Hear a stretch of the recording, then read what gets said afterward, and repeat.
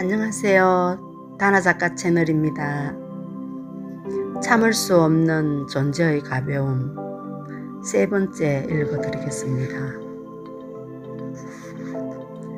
나는 수년 전부터 토마시를 생각했다. 그러나 그를 처음으로 분명하게 보내게 된 것은 바로 이런 사유의 밝은 빛 덕분이다. 앞마당 건너편 건물 벽에 시선을 고정하고 아파트 창가에 서 있던 그를 나는 보았다. 그는 어찌해야 할지 모르는 채 망연자실한 표정을 짓고 있었다. 그는 3주 전쯤 보헤미아의 한 작은 마을에서 테레자를 만났다. 그들은 1시간 남짓 함께 있었다. 그녀는 그를 역까지 배웅하고 그가 열차에 오르는 순간까지 함께 기다려줬다. 열흘 후 그녀는 프라하 있는 그를 찾아왔다. 두 사람은 그날로 동침했다. 그날 밤 그녀는 몸이 펄펄 끓었고 독감 때문에 일주일 동안 그의 집에 주저앉았다. 그는 그녀에 대해서 거의 아무것도 알지 못하면서도 뭐라 형언할 수 없는 사랑을 느꼈다.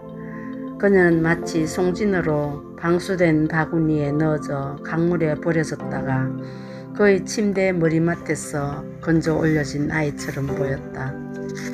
그녀는 그의 집에서 일주일간 머무른 뒤 몸이 회복되자 프라하에서 200km 떨어진 그녀가 살던 도시로 돌아갔다. 내가 토마시 삶의 열쇠를 보는 순간, 조금 전에 언급했던 그 순간이 바로 이곳에 있다. 그는 건너편 건물 벽에 시선을 고정한 채 창가에 서서 생각에 잠겨 있었다. 그녀에게 프라하로 와서 살림을 차리자고 제안해야 할까? 그는 뒷감당이 두려웠다. 지금 그녀를 자기 집에 불러들인다면 그녀는 자신의 온 생애를 그에게 바치려 들 것이다.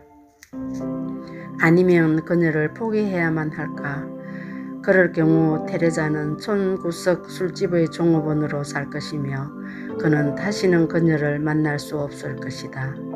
그는 그녀와 합치기를 바라는 것일까? 아닐까? 그는 건너편 벽에 시선을 고정한 채 앞마당을 멍하니 바라보며 답을 찾았다.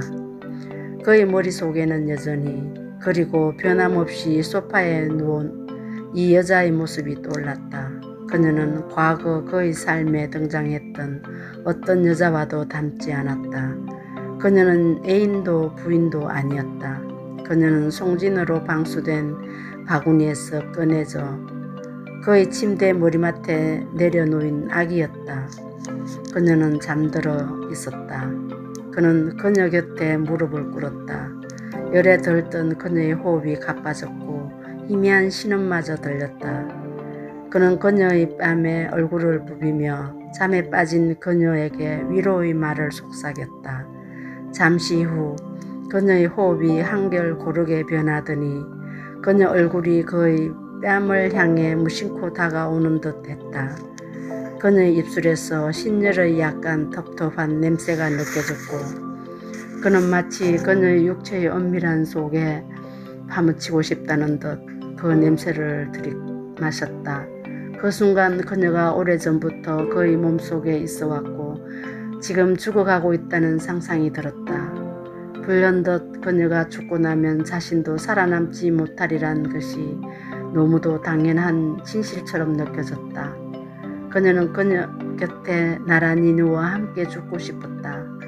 그는 이러한 상상에 잠겨 그녀의 얼굴에 뺨을 대고 오래도록 움직이지 않았다. 지금 그는 그 순간을 떠올렸다. 그때 체험한 것이 사랑이 아니라면 무엇이었을까? 그런데 그것이 과연 사랑이었을까? 그는 그녀 곁에서 죽고 싶었다고 확신했는데 그 감정은 명백히 과장된 것이었다. 겨우 두 번째 만남이었는데 자기가 사랑의 부적격자임을 뼈저리게 깨달은 한 남자가 스스로에게 사랑의 희극을 연기하면서 빠져들었던 신경질적인 반응은 아니었을까. 동시에 그의 무의식은 너무도 비열한 나머지 이 희극을 위해서 자신의 삶에 동참할 만큼 격상될 기회라곤 거의 없는 총구석의 불쌍한 종업원을 선택한 것이다. 그는 마당의 더러운 벽면을 바라보면서 그것이 정신병인지 사랑인지 분간할 수 없음을 깨달았다. 진정한 남자라면 당장 결정을 내려야만 하는 상황이지만 그는 머뭇거리면서 자기 인생의 가장 아름다운 순간, 그녀가 죽으면 자기도 따라 죽으리라 확신하고 여자 발치에 무릎을 꿇은 순간으로부터 모든 의미를 박탈하는 자신을 책망했다. 그는 한없이 자책하다가 결국 자기가 진정으로 원하는 바가 무엇인지 모르는 것은 너무도 당연하다고 생각했다. 사람이 무엇을 희구해야만 하는가를 안다는 것은 절대 불가능하다. 왜냐하면 사람은 한 번밖에 살지 못하고 전생과 현생을 비교할 수도 없으며 현생과 비교하여 후생을 바로잡을 수 없기 때문이다. 테레자와 함께 사는 것이 나을까? 아니면 혼자 사는 것이 나을까?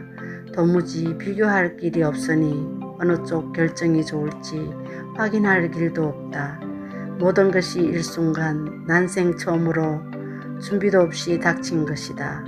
마치 한 번도 리허설을 하지 않고 무대에 오른 배우처럼. 그런데 인생의 첫 번째 리허설이 인생 그 자체라면 인생에는 과연 무슨 의미가 있을까? 그렇기에 삶은 항상 밑거름 같은 것이다. 그런데 밑거름이라는 용어도 정확하지 않는 것이, 밑거름은 항상 무엇인가에 대한 초안, 한 작품의 준비 작업인데 비해 우리 인생이라는 밑거름은 완성작 없는 초안, 무용한 밑거름이다. 토마시는 독일 속담을 되뇌었다. 한 번은 중요치 않다. 한 번뿐인 것은 전혀 없었던 것과 같다. 한 번만 산다는 것은 전혀 살지 않는다는 것과 마찬가지다.